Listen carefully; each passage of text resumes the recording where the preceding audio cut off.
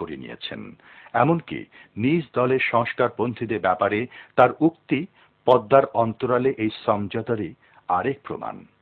আমাকে এক সময় একটা পর্যায়ে প্রস্তাব দেওয়া হয় যে যারা আপনার সাথে বেইমানি করেছে, যারা আপনার বিরোধিতা করছে আপনার দলে, আপনি খালি বলে দেন, আমি তাদের বিরুদ্ধে ব্যবস্থা নেব, আমরা তাদেরকে গ্রেপ্তার করব।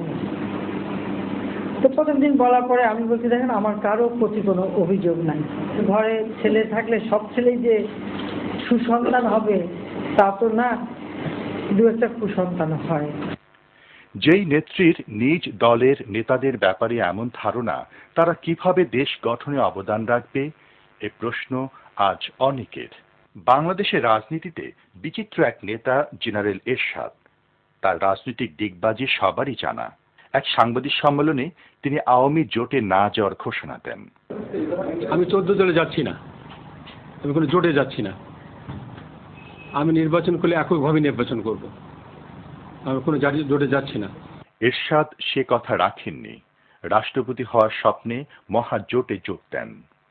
আমি রাষ্ট্রপতি হতে চাই সরকারে থাকার জন্য, রংপুরের মানুষের ঋণ শোধ করার জন্য। কয়েকদিন পর আবার বলেন, আমাদের ইম্পর্টেন্ট হলো ক্ষমতায় যাওয়া। President is not important, president হলে হলাম, না হলে নাই। না, কাহিনী এখানে শেষ নয়। আবারও ডিগবাজি দেন এরশাদ।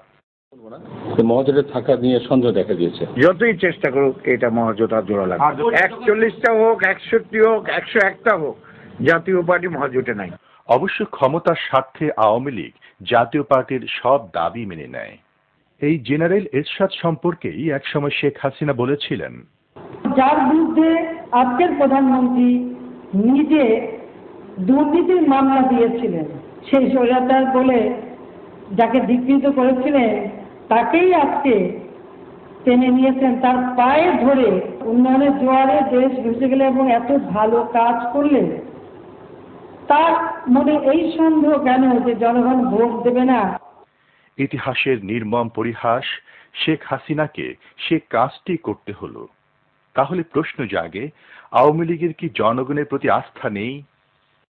আওয়ামী লীগ সব সময় ধর্ম নিরপেক্ষতার স্লোগান দিলেও বাস্তবে যে তারা ধর্মকে ব্যবহার করে তার প্রমাণ দিয়েছে বারবার। নির্বাচন আসলেই নাম সর্বস্ব ইসলামী দলগুলোর সাথে ধারাবাহিক বৈঠক ও চুক্তি সে কথা বারবার প্রমাণ দেয়। ভাই কি কখনো বোনকে ছেড়ে যেতে পারে বলেন? তা আমি তো আপনাদের একটা বোন, কারো বোন, কারো মা, তাই না? কাজে ছেড়ে যাবেন কেন? ভালো মন্দ সবকিছু ভাগ করে নেব। এভাবে ইসলামী দলগুলোকে ক্ষমতার লোভ দেখানো হয়। আওয়ামী লীগ ও তার সমর্থকরা কথায় কথায় জামাত নেতৃবৃন্দকে কটাক্ষ করে, অথচ নিজেদের প্রয়োজনে জামাতের সাথে এক কাতারে বসতেও অসুবিধা হয় না। রাজনীতির এ জাতীয় দেউলিয়াপনা এখন মানুষ ঠিকই ধরে ফেলেছে। বঙ্গভবনের অনুষ্ঠানও কিন্তু বয়কট করেন বাংলাদেশের অনেক রাজনৈতিক দল। অথচ এদেরকেই যখন বিদেশি কূটনীতিকরা ডাকেন তাদের বাসায় ব্রেকফাস্ট করতে কিংবা ডিনার করতে, রীতিমতো প্রতিযোগিতা শুরু হয়ে যায় তাদের যাওয়ার জন্য। আমার মনে আছে যে রোজার সময় মতিউর রহমান নিজামী সাহেব বোধহয় জিল্লুর রহমান সাহেবের সঙ্গে হ্যান্ডশেক করেছিলেন কোনো একটা এরকম কূটনীতিক অনুষ্ঠানে। সেটা নিয়ে খুব হইচই শুরু হলো। তখন আওয়ামী লীগ থেকে বলা হলো যে এটা একটা ধর্মীয় অনুষ্ঠান ছিল, ধর্মীয় অনুষ্ঠানে হ্যান্ডশেক করতেই পারে। কদিন আগে দেখলাম, যেদিন বারাক ওবামার রেজাল্ট দিচ্ছিল এবং তিনি বিজয়ী হলেন, সেদিন সকালে আবার ব্রেকফাস্টে ডেকেছিলেন মার্কিন রাষ্ট্রদূত মরিয়ার্টি সাহেব কোনো এক জায়গায় হোটেলে বা তার বাসায়, আমার ঠিক স্মরণে নেই। এবং সেখানে আপনাকে আমি বলছি, বাংলাদেশের প্রায় প্রতিটি মেজর পার্টি সেখানে অংশগ্রহণ করেছিল। বিএনপি ছিল, আওয়ামী লীগ ছিল, জাতীয় পার্টি ছিল, জামাত ছিল। এবং ওখানে কিন্তু কোনো ধর্মীয় অনুষ্ঠান ছিল না এটা, কিন্তু সেখানে আওয়ামী লীগের জামাতের সঙ্গে একসাথে গিয়ে নাস্তা খেতে যাত যায়নি। সারা দুনিয়া আজ অস্থির। শক্তিধর দেশগুলোর চাপিয়ে দেওয়ার যুদ্ধ আর সীমাহীন মানবাধিকার লঙ্ঘনে যখন অশান্তি দাবানল ছড়িয়ে পড়ছে বিশ্বের বিভিন্ন অঞ্চলে, যখন সে দাবানল উপমহাদেশের বিভিন্ন দেশেও ছড়িয়ে পড়ছে, তখন তুলনামূলকভাবে অনেক শান্ত বাংলাদেশি নেতা নেত্রীদের যেখানে দায়িত্বশীল ভূমিকা রাখার কথা, যেখানে চারদলীয় জোট সরকার ধর্মের নামে সন্ত্রাস সৃষ্টিকারীদের অল্প সময়ে কার্যকর ও দক্ষতার সাথে দমন করে সারা দুনিয়ায় দৃষ্টি আকর্ষণে সক্ষম হয়েছে, সেখানে শেখ হাসিনা পুত্র সজীব ওয়াজেদ জয় প্রকাশ করে দিলেন তাদের ভবিষ্যৎ পরিকল্পনার কথা।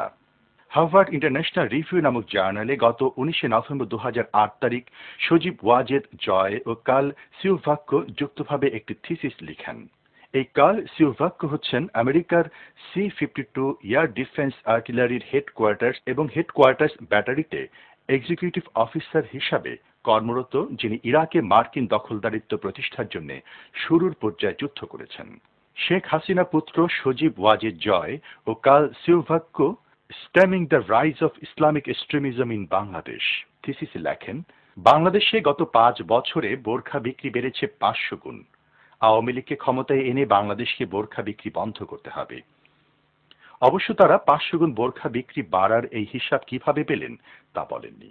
তারা আরো বলেছেন, মাদ্রাসা শিক্ষার পাঠ্যক্রম বদলাতে হবে, সঠিকভাবে ধর্মনিরপেক্ষ প্রাথমিক স্কুল ও হাসপাতাল বানাতে হবে।